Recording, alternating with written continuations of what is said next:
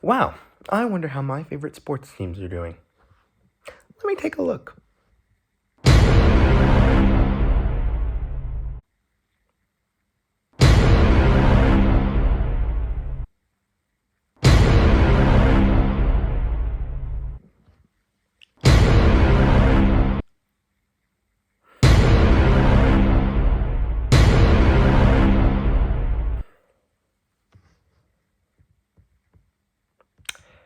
Well,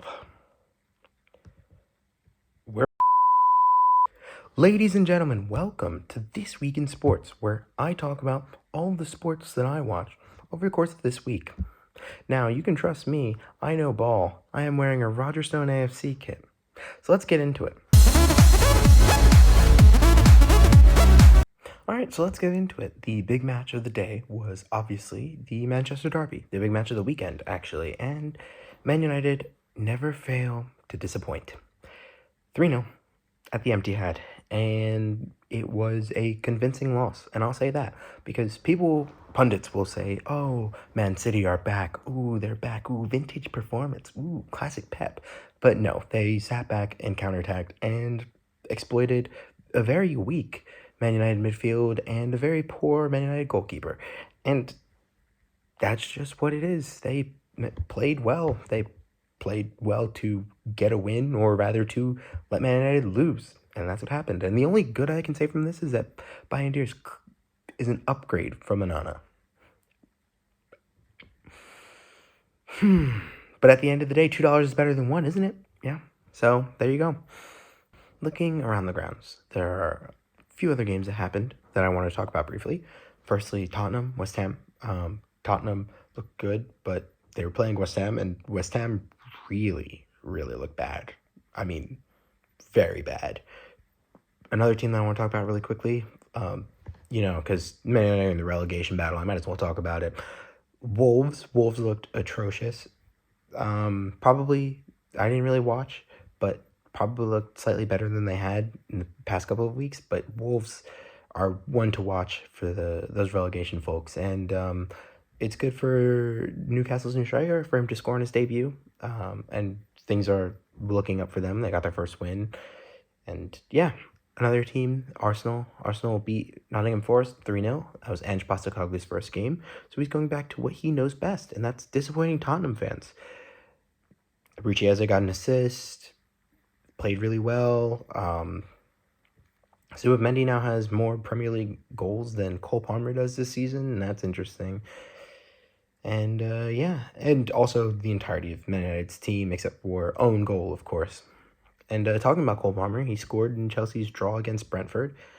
They lost it late on to a late throw-in. That's a bit of a shame, really.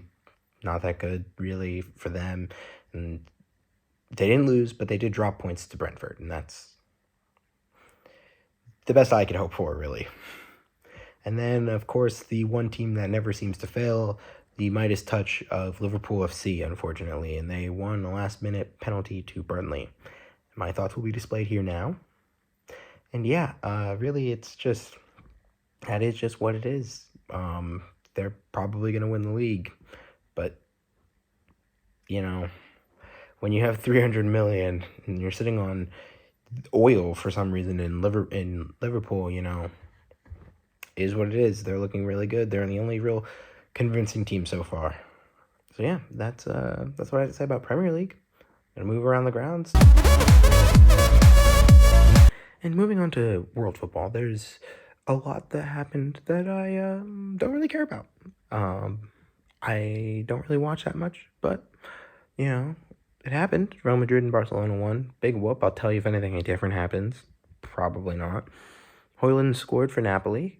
Good for him. I'm very proud of that. And, the media will tell you that Man United are ruining talents, and it's partially the media's fault. They put this pressure on these people, and then they leave, and they don't have that pressure anymore, and so they perform. The pressure to play for Man United is huge, and it's partially due to the media being so critical. And then also, both Thuram scored against each other in front of their father this weekend, which was, pretty cool. Going band for band with your brother must be fun. And, yeah. Moving on. Looking to our next sport, we have the MLB. Yeah, not the NBA. The NBA won't be on for a long time. It was just a joke. But we're going to move forward to the MLB. And the reason why they weren't in the intro is because the teams I support are doing well. So a little bit of news. The Blue Jays just swept the Orioles and are looking good in their position of the AL East. But it seems like nobody in the American League wants to win in comparison to the National League. So, there is that. And the Phillies went from 13 games away just a few days ago to 1 game away from clinching the NL East. And there can only be one explanation for this phenomenon. That's right, the Mets. The Mets are absolute ass. But I don't really watch Mets baseball, so I got a special Mets analyst to talk about this today.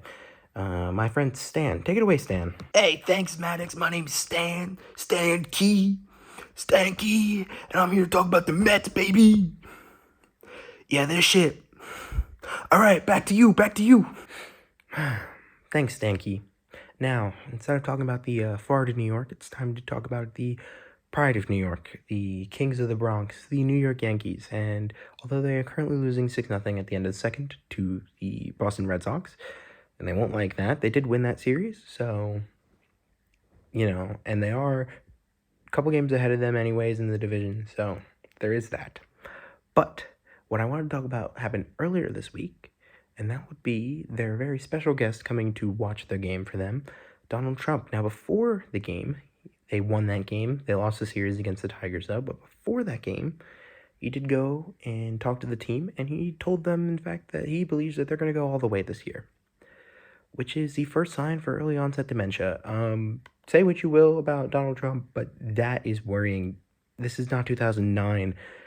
The Yankees are not going all the way this year. There's some level of brain damage that has to be examined. Now, I don't even think people who are fans of the Yankees really believe that in their heart. I mean, they believe that Aaron Judge is the Messiah, and good for them. He's very good. He's arguably the best player in baseball. But going all the way, I think I could walk into the Bronx and say that the Yankees aren't going all the way this season and get a round of applause and agreement. All right, let's not be that delusional. It's not 2009, guys. But maybe he was looking at Aaron Judge and was like, wow, Mr. November did not look like that the last time I met him. Anyways, moving on to our next sport, we have good old American football. Yes, the NFL. Let's talk about the NFL a little bit. Now, as you saw in the intro, I am a Jets fan. And, hell didn't freeze over. The Jets lost, so all is good in the world. And so did the Giants. Don't worry, it was a little bit closer with them this week. It was a little bit closer with the Jets last week. But both New York teams lost, so all is right with the world. Yeah, but it's not all hopeless. There are other 0-2 teams, like the Chiefs. The Chiefs did lose to the Eagles as I'm recording this. They just lost 20-17. And I didn't watch that game, but I do know that Philadelphia will win the news tomorrow morning because it will have burned down. And it's really funny because the Chiefs just can't get past the Eagles anymore. And it's good to see. I know a lot of people who are Eagles fans, so I hope they enjoy that one. And moving on, the Detroit Lions decided that they were going to win this week. Usually the city of Detroit determines whether or not a team from Detroit can win something, and they were like, okay, you can win this week. And so they decided to absolutely take out all of their anger issues on the Bears. And yeah, and those are the only real meaningful games in my opinion. The Ravens won. They decided that they were going to keep a double-digit lead this week, and, good for them.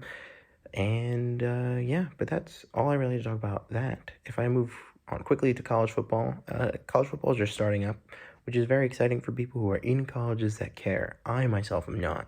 But I do know some people who go to Rutgers, and I kind of support them very loosely, and they absolutely destroyed an FBS team, which is, it's that time of year, go to the FBS game, watch your team put up 60. It's great, And you can just see it all across the league. Big teams are absolutely rocking on teams. Although FSU recently, and I know this was in the past week, but this is the first episode, so I can talk about this. FSU recently beat Alabama, and everybody was talking about how pitiful Alabama looked in that one. And I just have to say, I don't know why they don't just get AD Pie to do it. Bama Rush has the better rush than, Alabama does, I guess, and they might as well. All right. Well, thank you for listening to me talk about sports for 10 minutes, and I'll see you next week to collect the bag. That's This Week in Sports. Make sure you like, subscribe, and comment down below about your sport that I don't care about. Peace.